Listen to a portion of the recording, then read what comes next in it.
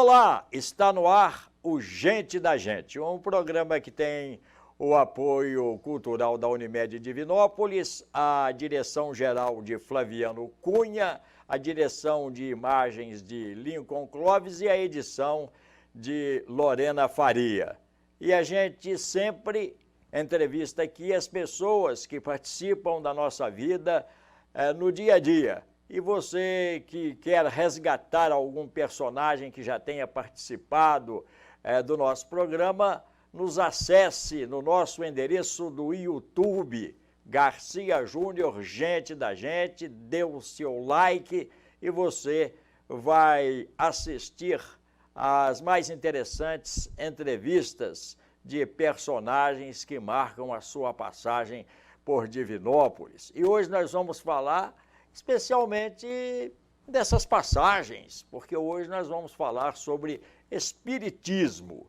Para isso, nós convidamos o palestrante espírita Vicente de Paula Cardoso.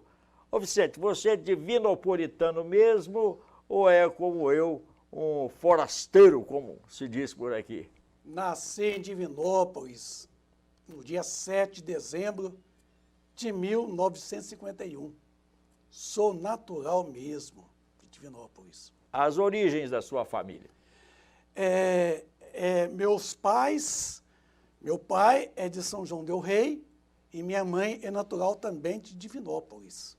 São João del Rei é uma cidade muito especial para nós, né? Lá nós tiramos o nosso tempo militar, até no ano da Copa de 70.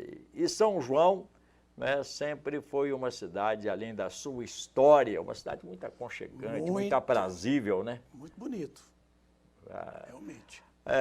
Ô Vicente, você já nasceu num berço espírita ou se enveredou pelo espiritismo no passar do tempo? Minha família é tradicionalmente católica. Meus pais, eu residi ali na Rua Itapecerica, onde eu nasci, em esquina com a Getúlio Vargas. E depois nós moramos na Rua Itapecerica, ali perto da casa dos Pardini. Depois mudamos para a Rua Bela Vista, ao lado da Catedral. E é ali que realmente eu percebi de que toda a minha família tinha um apego muito grande ao catolicismo. E eu devo muito ao catolicismo, porque eu aprendi no catolicismo muitas coisas lindas que até hoje me trazem recordações. Os meus pais tinham a pretensão que eu fosse um padre. Minha mãe, especialmente, gostaria que eu estudasse para padre. Mas eu não tinha vocação para padre, embora muito católico, fervoroso, mas eu fui me tornar espírita quando eu tinha 24 anos de idade. Quando eu me casei, eu me aproximei do movimento espírita em Divinópolis e estou até hoje como espírita, praticante, palestrante. Tem um centro de estudo e pesquisa espírita, onde nós temos um laboratório de estudo e pesquisas científicas, inclusive de fenômenos paranormais, e assim me tornei espírita e estou participando aí em Divinópolis de todos os centros espíritas. Nessa sua transição do catolicismo para o espiritismo, você chegou a ter alguma manifestação mediúnica, alguma coisa parecida? Não tive assim, nenhuma coisa que pudesse demonstrar fenômenos que pudesse me despertar. Foi mesmo a curiosidade, porque eu perguntava muito ao meu pai a respeito de Deus. E meu pai, tradicionalmente, dizia, essas coisas não se perguntam, são mistérios de Deus. Eu ficava, mas como mistério de Deus? Eu tinha um interesse muito grande em conhecer os mistérios de Deus. E aí foi que me despertou, foi o conhecimento, foi a busca da verdade que eu não obtive na igreja. Embora aprendi muita coisa na igreja católica, mas eu fui realmente desenvolver o maior conhecimento foi dentro da doutrina espírita. A doutrina espírita, como nós conhecemos, é uma iniciativa do francês Allan Kardec, ou antes apareceram outros personagens que promoveram o espiritismo? Olha, o espiritismo mesmo, ele é de todos os tempos da humanidade. Está presente em toda a história, desde o princípio de tudo. Ele está presente em todas as religiões, inclusive no próprio catolicismo, porque os princípios básicos da doutrina espírita os mesmos princípios básicos do catolicismo, salvo que a doutrina espírita ela vai surgir no século XIX, através das manifestações esparsas na França. Allan Kardec era um homem, um pedagogo, um homem voltado muito para as questões culturais naquela época, e muito cético. Tomou conhecimento dos fenômenos, e através do conhecimento dos fenômenos, despertou ele. E ele aproximou desses fenômenos, e os próprios fenômenos trouxe da espiritualidade a ideia que precisava construir e constituir de uma doutrina que pudesse interpretar o espiritismo de todos os tempos da humanidade. Porque o espiritismo, que é justamente tudo aquilo que vem dos espíritos, porque a palavra espiritismo está cunhada em dois vocábulos. Espírito, ismo, quer dizer um sufixo que quer dizer oriundo. Por exemplo, budismo, oriundo de Buda. Cristianismo, oriundo do Cristo. Espiritismo, oriundo dos espíritos. Então, Allan Kardec tomou essas comunicações todas e organizou metodicamente, como pedagogo que ele era. E fez, então, a esse corpo doutrinário que nós chamamos de doutrina espírita. Então, sendo o espiritismo de todos os tempos da humanidade, porque em todos os tempos da humanidade os espíritos manifestaram. Manifestaram através dos médiuns naquela época e davam os seus grandes ensinamentos. E a doutrina espírita, ela é ciência, ela é filosofia com consequências morais. A doutrina espírita, ela veio para interpretar tudo que o espiritismo nos trouxe até o presente momento. Ô Vicente, antes de Kardec, tivemos outras lideranças do espiritismo? Não bem liderança, mas tivemos vários fatos notórios. Por exemplo, Hydesville, Nova York, Estados Unidos, anos 1847, os fenômenos de Raps, da família Fox, que eram batidas que ocorriam nos móveis. E era uma entidade espiritual tentando comunicar com as irmãs Fox.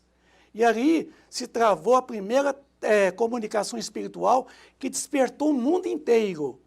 Aí a Europa, a América do Norte, todos foram despertados para aquilo que estava por trás do fenômeno espiritual da família Fox.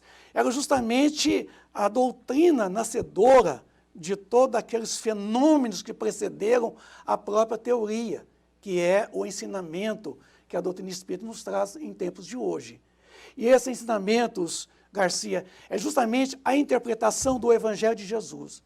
A doutrina espírita é a revivescência do cristianismo puro. É o cristianismo redivivo, o cristianismo nascido na Palestina de 2000 anos atrás. E não o cristianismo instituído por Santo Agostinho, no ano 325, por aí. A mediunidade é uma faculdade, assim, ela é inerente a certas criaturas que a receba como dádiva do céu, não para usá-la para explorar a incredulidade e nem tirar lucros financeiros. Embora muitos aproveitam dos resultados e tiram seus próprios benefícios, como João de Deus, está aí notoriamente, o seu trabalho foi desmascarado ultimamente, e, no entanto, assim, por trás de todo aquele trabalho do João de Deus, há toda uma exploração comercial, há todo o intuito de tirar benefícios materiais, o que, na verdade, não corresponde muito com o Zé Ligó. Zé Ligó era uma pessoa que trabalhava gratuitamente. E a mediunidade de curas é uma faculdade que está assim, ó, dá de graça o que de graça recebestes. A faculdade vem dos espíritos que nos proporciona essa condição de poder obter e fazer com que as pessoas encontrem a cura. Na verdade, ninguém cura ninguém. Na verdade, somos nós mesmos que nos curamos. Tem até uma passagem, né, que Jesus diz, tua fé te salvou, né? Sim, se o cego de Jericó, a hemorroíça, foi um fenômeno do Evangelho que mostra a tua fé na segunda pessoa. Jesus disse, na tua fé te curou. Então, ele devolveu para a pessoa que a atitude da cura estava nela mesma, embora a questão da causa da enfermidade está na própria pessoa. E o efeito se remonta à causa. Pela causa você identifica e trabalha na causa novamente, eliminando assim a problemática do efeito. Foi o que Jesus fez.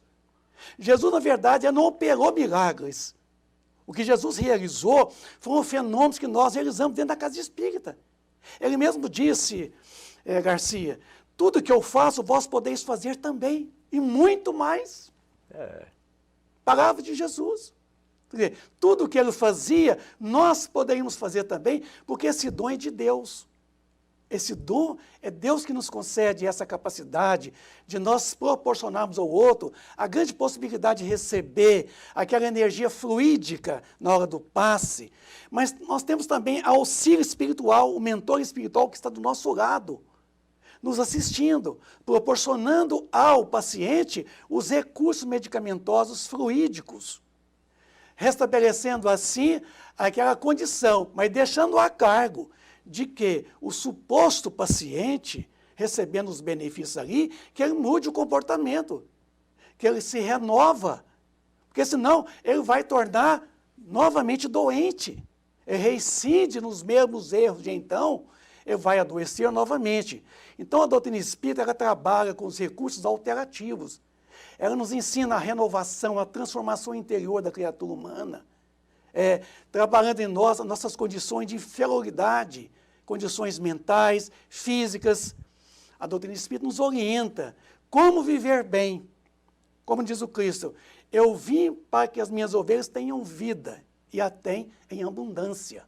E as nossas vidas têm sido vidas de lambanças. Vícios e mais vícios, mazelas, maus costumes, isso nos adoece. E a doença começa aqui, na mente. Ela chama-se enfermidade. E retrato no físico como doença. Então, o papel da medicina é de suma importância, que a medicina trabalha o corpo. A doutrina espírita, através do evangelho, trabalha a alma. Cura-se a alma, certo? O corpo estará curado. Então, a enfermidade é mental, é psíquica, retrato no corpo físico. Portanto, que tem doenças que a medicina não tem alcance, porque elas são de ordens psíquicas e não puramente patológicas fisicamente. Nós estamos conversando aqui nesse Gente da Gente com o Vicente de Paula Cardoso, que é palestrante espírita, aqui no nosso programa, que tem o prestígio cultural da Unimed. Ô Vicente, e a reencarnação? Aliás, tem até aquele fenômeno, né, de Jesus no monte. Sim. Quando aparecem para ele... Monte Tabor, quando aparecem Moisés e Elias. Né? Como é que é esse fenômeno que os espíritas acreditam, os católicos não, que é a reencarnação? Bom, Jesus tomou João, Pedro e Tiago e os convidou a subir o Monte Tabor. E lá adiante... O Monte Tabor fica em Israel. Naquela região toda ali da Palestina. Ali da Palestina, isso, né? É um monte muito considerado um monte sagrado, né? Pelos judeus. Subindo ali, Jesus, então, diante de João, Tiago e Pedro, ele se transfigurou. Quer dizer, através dele, quem se apresentou de forma bem visível? Moisés, que já havia falecido há quase 2000 anos antes. E Elias, né, que também já havia falecido há décadas. Ali se apresentou esses dois grandes apóstolos, grandes vultos do cristianismo hoje. E aí Jesus demonstrou para eles de que, na verdade, a morte não existe. A morte é uma disjunção molecular do perispírito com o corpo físico. E Jesus demonstrou que todos nós somos imortais. Este fenômeno da transfiguração do Monte Tabor, ele comprova a imortalidade da alma. Sendo a alma imortal, nós não temos muitas vidas, nós só temos uma vida. Antes, durante e depois. Uma vez criado por Deus, Garcia, nós somos imortais, nós somos eternos. Mas nós temos existências. Por exemplo, estamos aqui agora no estúdio da TV Candidez, fisicamente, presencialmente aqui, num corpo físico. Daqui, não sei quanto tempo, a morte nos pega de surpresa. Nem avisa. E a morte vem consumir o nosso corpo, a nossa vestimenta, a nossa indumentária física. Mas eu e você, Garcia, nós permanecemos do jeito que nós nos encontramos. O mesmo Garcia, o mesmo Vicente, com os hábitos e costumes. E a gente, então, muitas das vezes, de acordo com o que nós fizemos durante a nossa existência corporal, que essa aqui agora é uma existência corporal, a gente, então, passa para outra existência, que é a espiritual, como nós estamos. Não, a morte não muda nada para nós, a morte é somente do corpo físico. E nós permanecemos em colônias espirituais, que são estágios espirituais, aguardando novas oportunidades de nós voltarmos aqui através da reencarnação. Esse fenômeno que a gente percebe que ao longo da história, a própria igreja, no ano 553, Justiniano, ele tinha uma esposa que veio do Meretrício. E ela temia, naquela época, poder reencarnar na negritude. Ela temia a negritude. Ela então disse ao Justiniano, maridão dela, olha, você vai aproveitar e vai calar a boca de todos os judeus de que não existe a pré-existência da alma. Quer dizer, que a alma não existe antes. Porque a alma, segundo hoje a Igreja Católica, a alma é criada no momento do nascimento do corpo. O que comprova que, na verdade, não é bem assim. A alma pré-existe o nascimento do corpo. Existe antes. Né? Existe antes. Porque Deus nos criou para a vida eterna. E nós alternamos de acordo com as necessidades, as existências corporais e espirituais. E a reencarnação é reentrar na carne, novamente, num outro corpo, formado para este. E não no velho corpo. O velho corpo apodreceu, voltou à mãe natureza, seus elementos. A gente então entra no ventre materno ali, no blastocisto, que são 64 células dos gametas masculino e feminino. Você tem os gametas, você tem o óvulo e o esperma. Quando fecunda, você tem o ovo. O ovo, pela mitose, ele reproduz em 8 células, chamadas zigoto. O zigoto em 16, 32, 64 células. Nós entramos, nós acoplamos eletromagneticamente a 64 células. E ali, então, prossegue, então, esse embrião, o seu desenvolvimento, o feto, 9 meses ou um pouco menos, nascimento. Então, na verdade, eu quero dizer, Garcia, que a reencarnação, ela existia na igreja. E Justiniano a proibiu, certo? Num concílio de Constantinopla, 2, ele a proibiu. Por quê? A sua esposa mandou que ele proibisse, porque ela tinha medo de reencarnar negra. Oh. Porque ela havia mandado matar mais ou menos quase 300 prostitutas naquela época. Porque ela veio do Meretrício. Então ela temia, porque naquela época prevalecia a chamada roda de Sansara, do velho hinduísmo, de 6.500 anos antes de Cristo. Então, era comum naquela época falar da roda de Sansara, que é esse o fenômeno da reencarnação. Reencarna, desencarna, reencarna. Certo?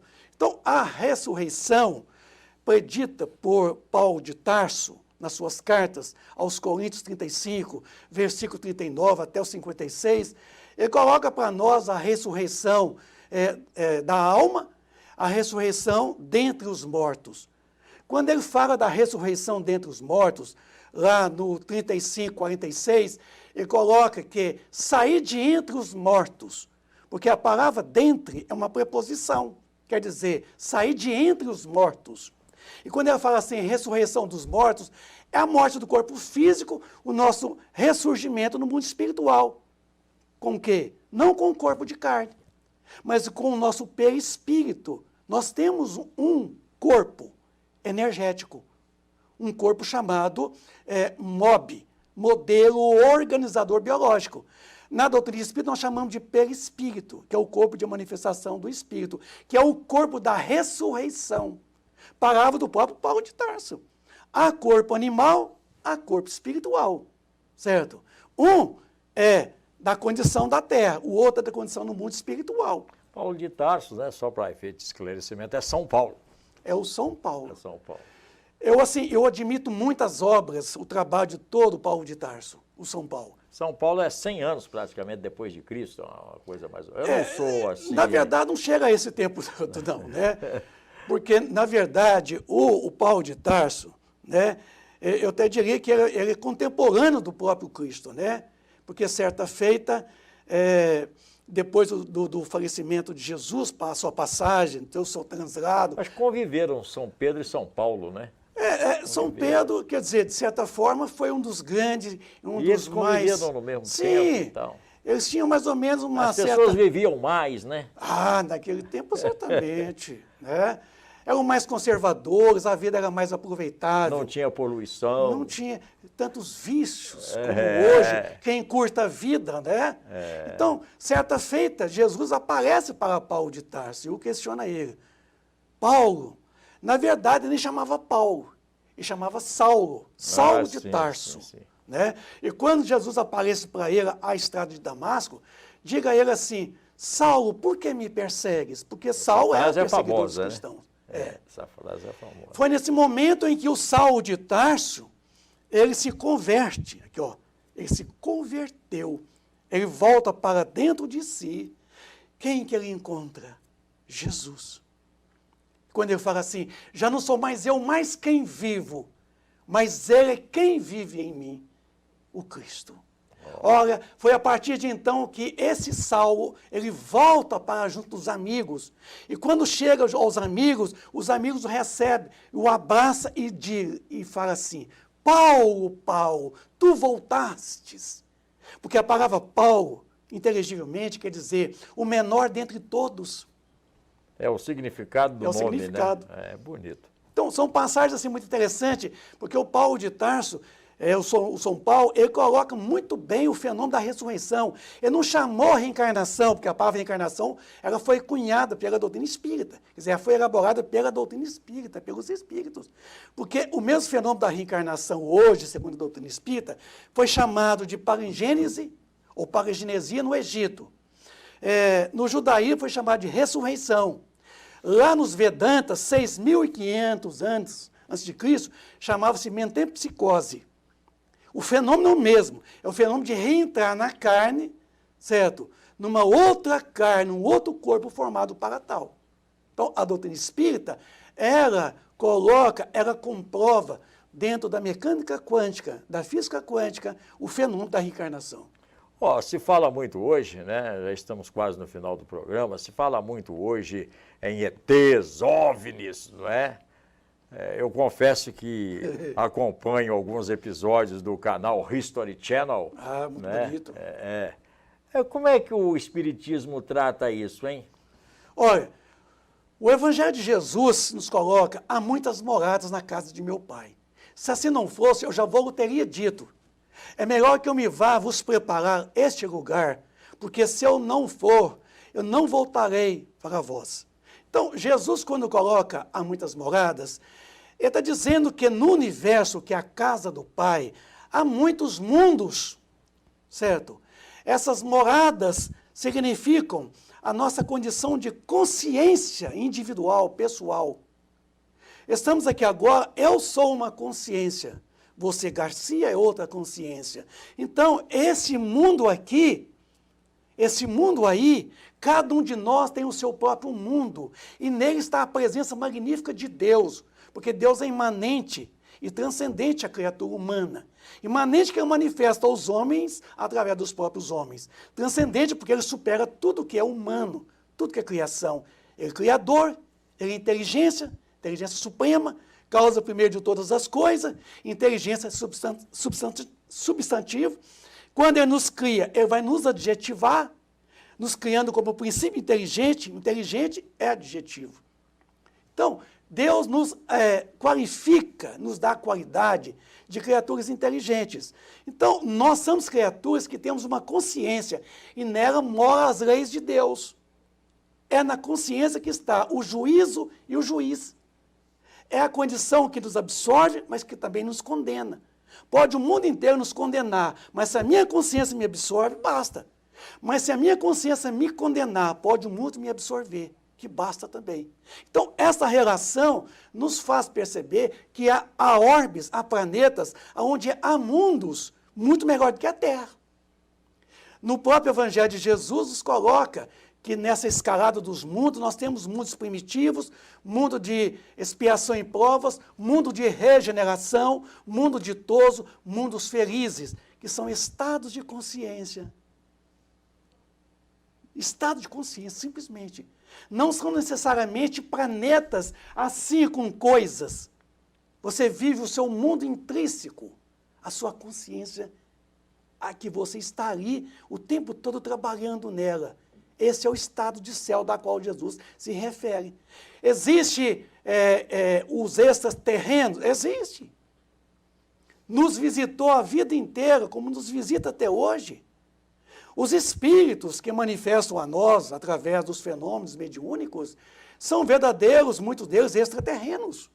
Quer dizer, são espíritos que vivem em outros planos espirituais, em outros orbes. Talvez pertençam até a outras galáxias, certo? A outros sistemas solares, que vêm através da sua condição de desdobramento, manifestar através do médium. Então, muito bem. É muito longo, sabe, Garcia?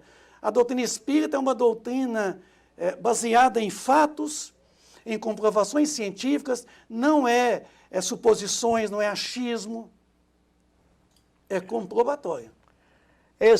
O Gente da Gente, um programa que entrevista pessoas com o prestígio cultural da Unimed Divinópolis, com a direção-geral do Flaviano Cunha, a direção de imagens de Lincoln Clovis, e vamos ficando por aqui, agradecendo ao Vicente de Paula Cardoso, palestrante espírita, por essa entrevista. E lembrando a você que nós estamos também no YouTube. Inscreva-se no nosso canal Garcia Júnior, Gente da Gente. Você vai ver diversas entrevistas com pessoas realmente interessantes e pessoas que se destacam na nossa sociedade. Muito obrigado a todos. Até a próxima. Vicente de Paula Cardoso, Gente da Gente. Gente da Gente.